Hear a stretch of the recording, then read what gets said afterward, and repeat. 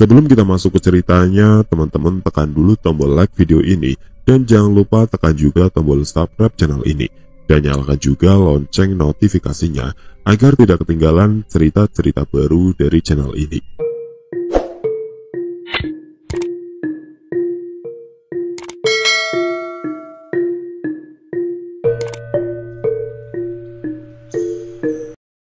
Ditatapnya Andi, Galang, dan Jenny satu persatu. Saat menatap Jenny, sorot mata laki-laki itu nampak berbeda. Pupil matanya membesar. Jenny merasa ada sesuatu dalam pikiran laki-laki itu, dan ia tidak menyukainya. "Kalian mau pergi ke hutan?" tanya laki-laki itu tiba-tiba. "Iya, bapak siapa?" "Mau apa kalian ke hutan?" Laki-laki itu bertanya lagi, seperti tidak mengindahkan pertanyaan Gilang. "Kami bermaksud mencari teman kami yang hilang di hutan ini sekitar 2 bulan yang lalu. Bapak tahu kan kejadian itu?" Kembali ditatapnya mereka satu persatu. "Aku tahu di mana mereka. Kalau kalian mau, aku bisa menunjukkan jalannya." Gilang, Jenny, dan Andi terkejut. Gilang tentu tidak percaya begitu saja. Tetapi jika ada peluang sekecil apapun, dia bisa menemukan Ica. Gilang tidak akan membiarkan kesempatan itu lewat begitu saja. "Baiklah, kami ikut," jawab Gilang tiba-tiba, diikuti oleh tatapan mata Andi dan Jenny yang menuntut penjelasan. "Maaf, bapak ini siapa?"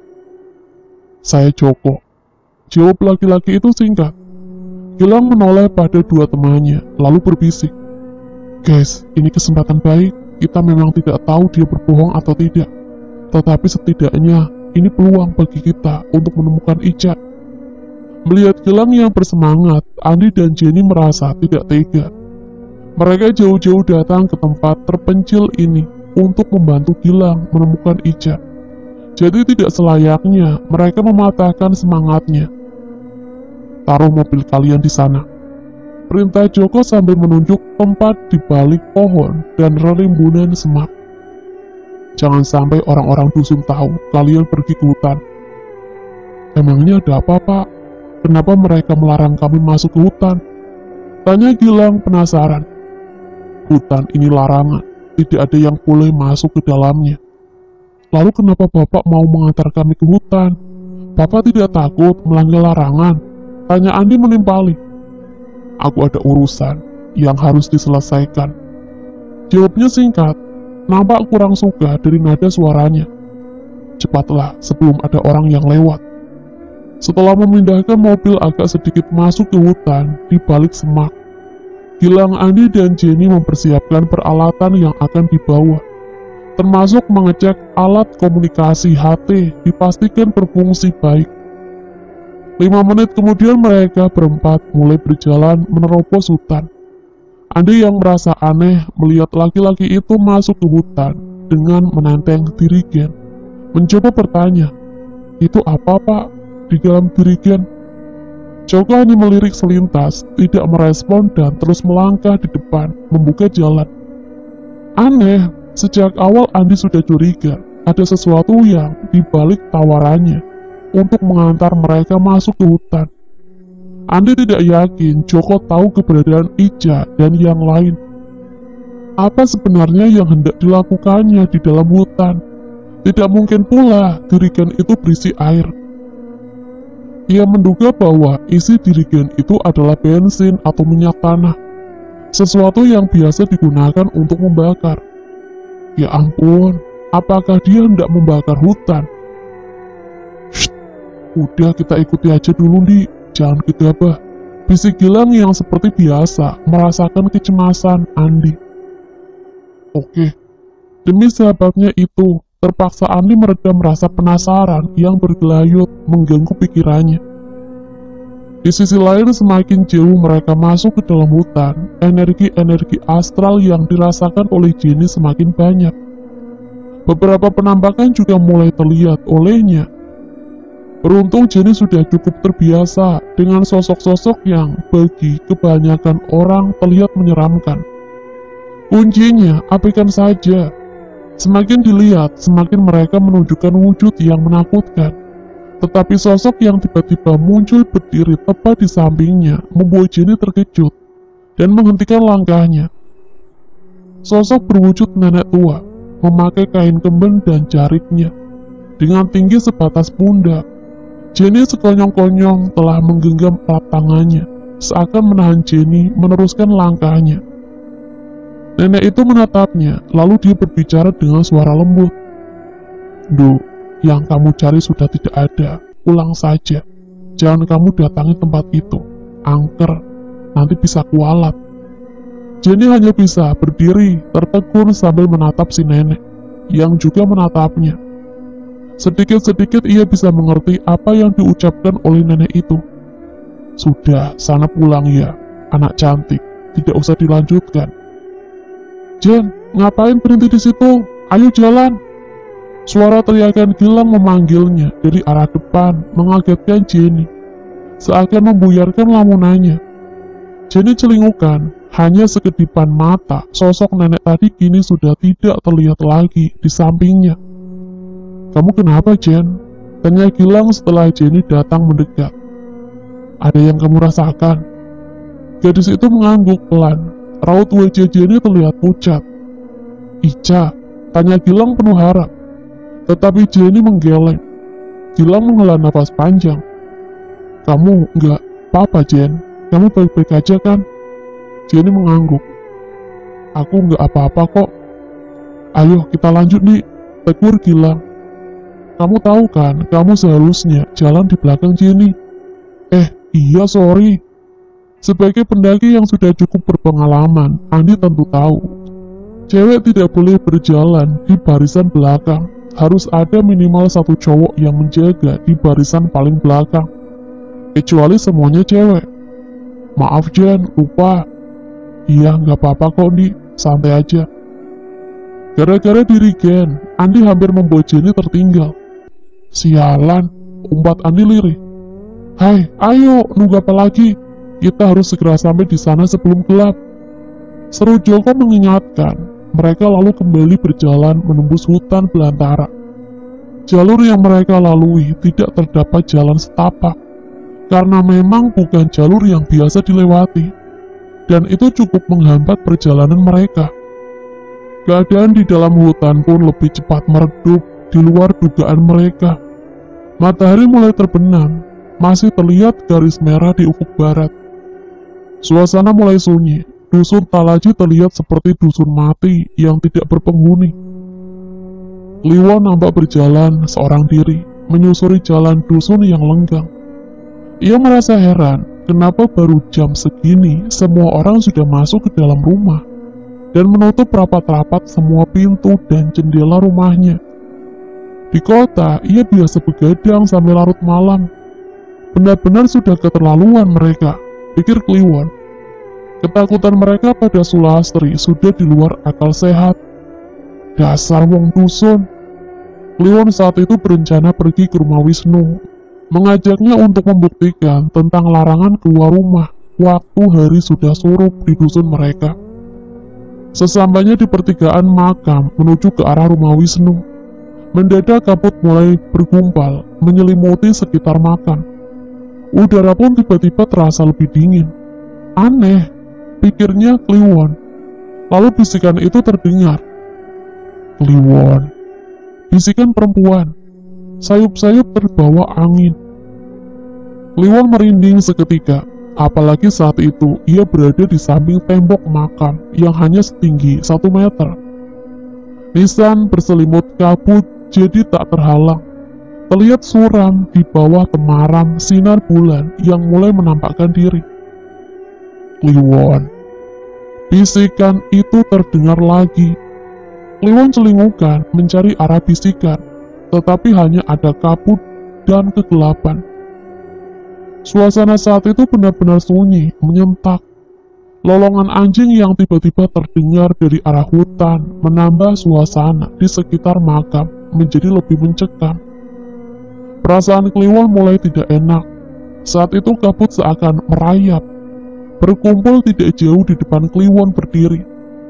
Kumpulan kabut bergumpal semakin tinggi, hingga perlahan berubah wujud menjadi sosok perempuan. Kliwon tercekat, menggigil menatap sosok bergaun putih senada kabut yang semakin jelas terlihat. Sosok itu langsung terlintas di otaknya, satu nama, Sulastri. Benarkah dia Sulastri? Berbeda dengan Sulastri yang dulu ia kenal sebelum diusir bersama putrinya dari dusun. Sulastri, seorang janda cantik dan menarik yang tak pernah luput dari lirikan dan pandangan laki-laki. Baik yang masih ingusan seperti Kliwon waktu itu, sampai aki-aki yang sudah bercucu. Tetapi sosok perempuan di depannya terlihat sangat menyeramkan. Wajahnya masih terlihat garis-garis Sulastri, tetapi kini sangat pucat. Tatapan matanya nyalang, seakan tak pernah lagi berkedip, dan seringai di bibirnya yang mengerikan, menciutkan nyali. Sementara itu rambutnya sangat panjang, tergerai hingga ke pahanya yang tertutup kabut. Jantung Kliwon memuncak, tubuhnya bergetar hebat. Terbesit penyesalan dan rasa ingin lari saat itu juga. Tetapi kakinya mendadak terlalu berat untuk digerakkan. Sulastri yang mengambang, berselimutkan kabut pekat mulai merambat. Bergerak mendekati Kliwon. Kliwon tak berkutik. Hanya matanya nanar menatap Sulastri. Sementara mulutnya yang terbuka menganga hanya mampu mengeluarkan suara yang tidak jelas. Kerongkongannya mendadak terasa kering dan tersumbat. Hingga teriakan minta tolong pun tak mampu lepas dari mulutnya. Kepanikannya memuncak tak kalah tangan kurus pucat Sulastri dengan kuku-kukunya yang panjang tiba-tiba bergerak maju, mencengkram rambut di atas kepalanya, sementara tangan lainnya terangkat, memainkan kuku-kukunya yang terlihat setajam pisau. Detik berikutnya, darah menyembur deras dari luka di leher Kliwon karena sayatan yang dalam. Masih dengan ekspresi mata terbelalak dan mulut menganga, kepala Kliwon menjauh dan hilang terbawa kabut meninggalkan tubuhnya yang ambruk. Terkapar bersimbah darah. Itu suara lolongan anjing. Gilang, Jenny, Andi, dan Joko seketika menghentikan langkah. Suara lolongan anjing tiba-tiba terdengar dari dalam hutan, mendirikan bulu roma. Pada saat itu suasana di dalam hutan sudah mulai gelap dan berkabut. Gilang, Jenny, dan Andi sudah prepare dengan headlamp sejak beberapa menit yang lalu. Demikian juga Joko telah menyalakan obor dari ranting pohon yang ia bungkus salah satu ujungnya dengan kain yang ia basahi dengan minyak dalam dirigen. Sumpah, baru kali ini aku dengar lolongan anjing seperti itu di hutan. Celetuk Andi sambil menyorotkan senter di kepalanya ke sekeliling. Lolongannya terdengar begitu panjang, terasa sampai menusuk ke tulang. Sebaiknya malam ini kita mendirikan tenda di sini. Kita lanjutkan perjalanan besok pagi, ujar Gilang. Meski Gilang sangat ingin menemukan Ija segera, tapi keselamatan tim tetap yang utama. Sempat terjadi pertentangan dengan Joko yang bersikeras ingin tetap melanjutkan perjalanan. Tetapi Joko akhirnya mengalah, mengetahui ketika anak muda itu kekeh bermalam dan tetap mendirikan tenda, serta menyalakan api unggun. Kalian tidak seharusnya berhenti di sini, ujar Joko ketika menerima uluran segelas kopi dari Jenny. Tatapan aneh Joko membuat Jenny jengah dan buru-buru kembali duduk di samping Gilang dan Andi di depan api unggun. Mereka bertiga menghangatkan badan sambil menyeduh kopi, meskipun api seakan enggan mengusir hawa dingin malam itu. Tetapi setidaknya api akan menghalau binatang buas mendekati tenda. Suasana di sekitar mereka berada saat itu benar-benar sunyi menyentak. Tidak terdengar suara jangkrik atau binatang seperti malam lainnya. Suara lolongan anjing juga sudah tidak terdengar lagi. Sebaliknya, sepanjang mata memandang, hanya ada bayang-bayang pohon di antara kegelapan berselimut kabut. Suasana di sini aneh, kalian ngerasa juga kan? Celetuk Andi. Iya, Hanya itu respon Gilang. Sementara Jenny hanya diam, tetapi Andi tahu gadis itu juga merasakan hal yang sama. Sejak mereka mendirikan tenda, Jenny terlihat lebih banyak diam. Gilang dan Andi memperhatikan dari tadi, apakah Jenny sakit, atau gadis itu hanya kelelahan setelah menerobos hutan cukup jauh. "Kamu baik-baik aja, Jen?" Jenny mengangguk tersenyum. "Aku baik-baik aja." Sebenarnya Jenny sedang tidak baik-baik saja. Andi juga Gilang tidak tahu bahwa apa yang dirasakan dan dilihat Jenny saat ini jauh lebih menyeramkan. Jenny melihat ada begitu banyak sosok makhluk gaib bermunculan di sekeliling mereka. Baru kali ini Jenny berinteraksi dengan sosok sebanyak itu di satu tempat, dan rata-rata wujud mereka sangat menakutkan. Jenny mencoba bertahan untuk tidak mempedulikan mereka, tetapi toh rasa takut yang mulai mengepung tidak mampu dibendungnya. Merinding, itu sudah pasti. Ini yang tidak disukai Jenny, memiliki bakat indigo. Bagian terburuknya adalah bukan ketika Jenny bisa melihat mereka, tapi saat mereka tahu Jenny melihat mereka. Jenny bergidik, menyadari puluhan, bahkan ratusan sosok makhluk-makhluk gaib yang berdiri di sekeliling mereka saat itu. Semuanya menatap ke arah Jenny.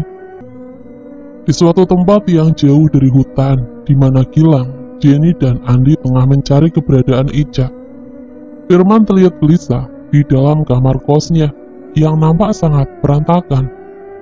Sekembalinya dari hutan di dekat dusun Talaji sekitar 2 bulan yang lalu, bersama rombongan tim SAR, Firman merasakan ada perubahan di dalam dirinya.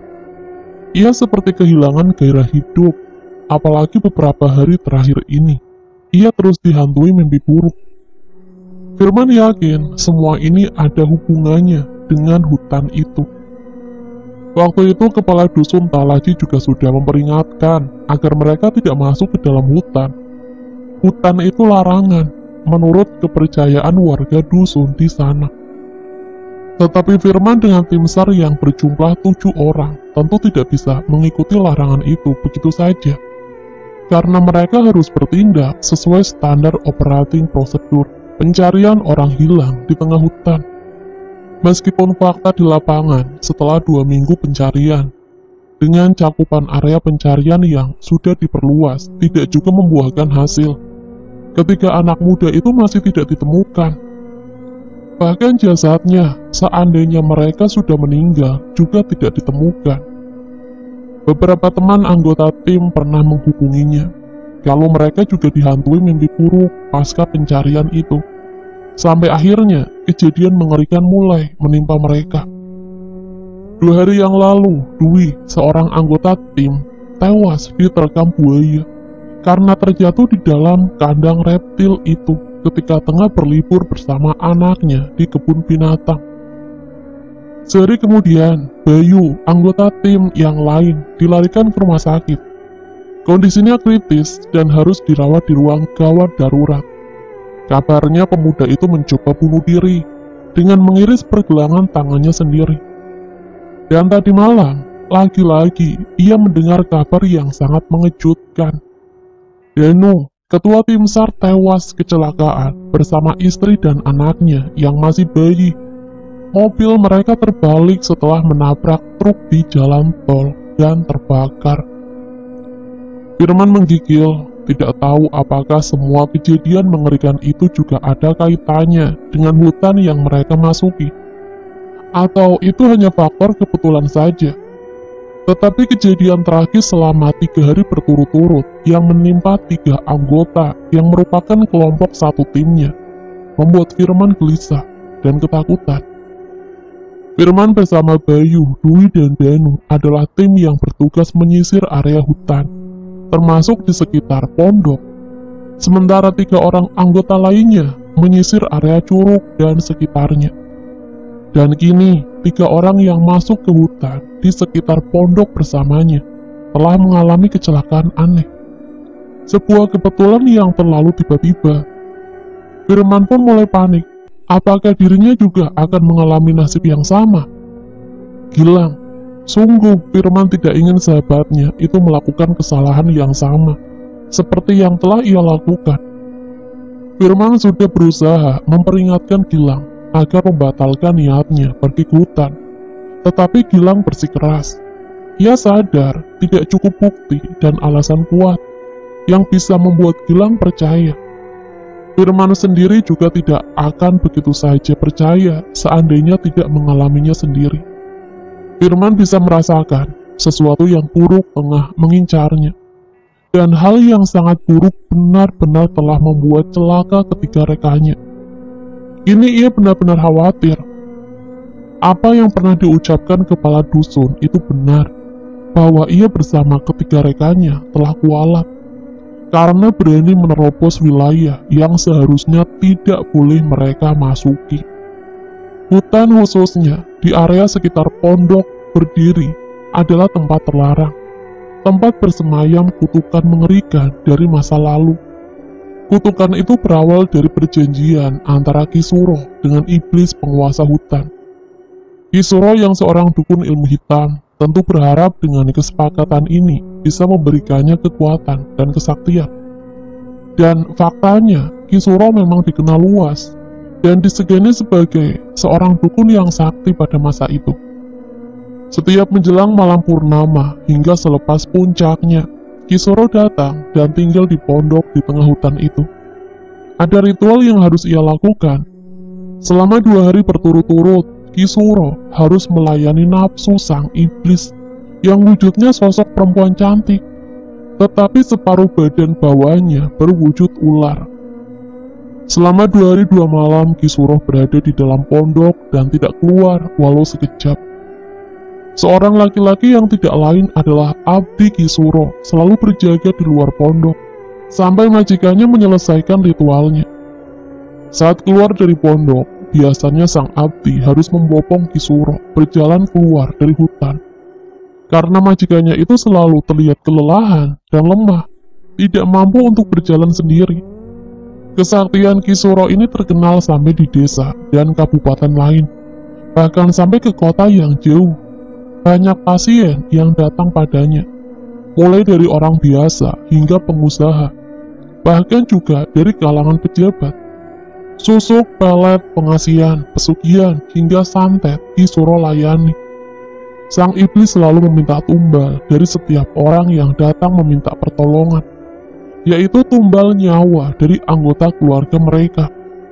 Hal itu pula yang akhirnya terpaksa dilakukan oleh Sulastri agar dendamnya dan dendam putrinya terbalaskan. Awalnya, melarikan diri ke hutan setelah ia dan Ningsih, anak perempuannya diusir dari dusun, merupakan kesalahan fatal. Tetapi Sulastri yang lemah, putus asa, dan kalut, waktu itu tidak tahu harus pergi kemana. Dusun terdekat bisa memakan waktu sehari jika ditempuh dengan jalan kaki. Belum lagi ia harus berjalan menuntun Ningsih yang kurang waras. Ditambah lagi ada beberapa laki-laki dusun yang diketahui menguntit mereka diam-diam. Dan itu membuat Sulastri sangat ketakutan. Di satu sisi, masuk ke dalam hutan menyelamatkan ia dan Ningsih dari orang-orang yang menguntit, yang sangat mungkin berniat jahat. Orang-orang dusun itu jelas tidak mungkin berani masuk hutan terlalu jauh, apalagi memasuki wilayah larangan. Tetapi di sisi lain, Sulastri dan anaknya telah melanggar pantangan. Sejak saat mereka mulai tinggal di pondok di tengah hutan itu, sesuatu yang buruk tengah membayangi Sulastri dan putrinya. Ningsih tiba-tiba sering menjerit-jerit, histeris, dan mengamuk. Bahkan beberapa kali gadis itu mencoba bunuh diri karena tidak tahu apa yang harus dilakukan untuk bisa menangani Ningsih. Sulastri terpaksa harus memasung kakinya. Mimpi buruk dan gangguan silih berganti dirasakan Sulastri dan Ningsih, hingga pada suatu malam ia didatangi oleh sosok siluman ular besar dalam mimpinya. Ular besar itu hendak menerkam ia dan Ningsih. "Kalian manusia sudah berani lancang mengganggu tempatku. Sekarang rasakan akibatnya." Sulastri sangat ketakutan. Detik-detik terakhir nyawanya dan nyawa putrinya di ujung tanduk. Sulastri memberanikan diri memohon pada siluman ular itu agar diberi kesempatan untuk bisa membalas dendamnya terlebih dahulu terhadap orang-orang yang telah merusak hidupnya dan masa depan putrinya sebelum sang siluman menerkam mereka. Sulastri bahkan bersedia melakukan apapun agar dendamnya bisa terbalaskan. Sang iblis berwujud siluman ular akhirnya menyanggupi, tentu dengan syarat yang harus dipenuhi. Di samping itu rupanya sang siluman yang pernah memiliki dendam masa lalu pada warga dusun Talaji. Melihat hal ini sebagai kesempatan untuk melampiaskannya, Sulastri akhirnya bersekutu dengan iblis penguasa hutan. Dan harga yang harus dibayar dari perjanjian itu, ia harus menumbalkan nyawa putrinya, bahkan nyawanya sendiri. Dulu pernah terjadi bentrok antara Ki Suro dengan Ki Wiguno, kakek Ki Atmo, yang saat itu juga sebagai kepala dusun Talaji. Pertikaian itu awalnya disebabkan karena ulah Ki Suro yang mulai meresahkan warga dusun. Dukun itu diam-diam mulai menjadikan penduduk dusun sebagai tumbal bagi pasien yang tidak memiliki keluarga yang bisa ditumbalkan. Satu persatu korban warga dusun mulai berjatuhan. Kematian yang mendadak dengan kondisi jasad yang mengenaskan membuat warga panik. Ki Wiguno yang juga memiliki kesaktian turun-temurun dari leluhurnya, tahu bahwa kematian tidak wajar yang dialami oleh beberapa warganya akibat ulah Ki Suro. Beberapa kali Ki Wiguno memberikan peringatan agar Ki Suro menghentikan perbuatannya. Tetapi sang dukun tidak pernah menggubrisnya, bahkan terkesan menganggap remeh. Korban tumbal masih terus berjatuhan. Ki Wiguno yang gusar merasa diremehkan dan habis kesabaran, akhirnya melancarkan serangan pada Ki Suro dengan kekuatan gaibnya. Perang ilmu gaib pun tak terelakkan. Setelah beberapa lama, Ki Suro yang tidak mampu mengalahkan Ki Wiguno akhirnya menghentikan serangan. Kesepakatan pun diambil. Ki Suro tidak lagi mengambil tumbal warga dusun selama penduduk dusun tidak melanggar wilayahnya masuk ke dalam hutan di sekitaran pondok. Sekian lama berlalu, hutan terutama di sekitaran pondok berada menjadi daerah larangan bagi siapapun yang memasukinya. Lebih-lebih bagi penduduk dusun Talaji beserta anak keturunannya. Pada akhirnya semenjak Ki Suro mati, pondok di tengah hutan itu menjadi terbengkalai, suram dan wingit. Sesuai akhir kesepakatan, arwah Ki Suro menjadi budak sang iblis, berubah wujud menjadi seekor anjing hitam besar dengan mata merah, semerah darah. Jenny menggigil, jantungnya berdegup cepat. Beberapa kali ia melirik ke arah sosok-sosok menyeramkan yang banyak berdiri di sekeliling ia, Gilang dan Andi, duduk di depan api unggun. Mereka masih bertahan, tidak mendekat tetapi tidak juga menghilang. Tatapan mereka pun masih belum beralih dari Jenny. Sosok-sosok mata tajam yang membuat Jenny bergidik, tak mampu berkutik. "Jen, kamu kenapa?" Gilang akhirnya bertanya melihat Jenny yang tampak pucat dan gemetar tubuhnya. "Kamu melihat atau merasakan sesuatu?" Jenny hanya diam, tidak menyaut. Gadis itu memejamkan mata, mencoba mengabaikan tatapan ganjil sosok-sosok gaib di sekelilingnya. "Jen, kamu sakit? Sebaiknya kamu tidur aja dulu, biar aku sama Andi gantian jaga." "Iya Jen, tidurlah." Andi menimpali. Jenny menurut lalu beranjak masuk ke tendanya. Sebetulnya Jenny ingin menceritakan apa yang dilihatnya pada Gilang dan Andi, tetapi ia khawatir hal itu malah akan membuat mereka takut. Di dalam tenda Jenny sulit memejamkan mata. Pikirannya masih tertuju pada sosok-sosok gaib di luar sana. Yang Jenny khawatirkan, energi negatif yang kuat dari makhluk-makhluk gaib itu bisa mengganggu, atau yang terburuk sampai mencelakai. Jenny meraih lampu yang tergantung di atasnya, bermaksud mematikannya agar matanya bisa segera terpejam. Berharap besok pagi ketika ia bangun, semuanya akan kembali normal. Tetapi ketika di dalam tenda menjadi gelap, Jenny malah tercekat. Bayangan sosok-sosok berdiri di luar tenda jadi terlihat lebih jelas dari pantulan jilatan api unggun. Jenny buru-buru menutupi kepalanya dengan jaket sambil membaca doa-doa. Jantungnya berdegup cepat. Sesekali ia mengintip, bayangan mereka masih juga terlihat. Bahkan semakin banyak, seakan mereka sengaja mengepung tenda Jenny. Teman-teman, sekian untuk cerita kali ini. Bagaimana menurut kalian tentang kisah ini? Tulis komentar kalian di kolom komentar. Dan bagi teman-teman yang baru bergabung, jangan lupa untuk like, komen, share, serta subscribe channel ini. Dan nantikan kisah-kisah horor lainnya. Wassalamualaikum warahmatullahi wabarakatuh.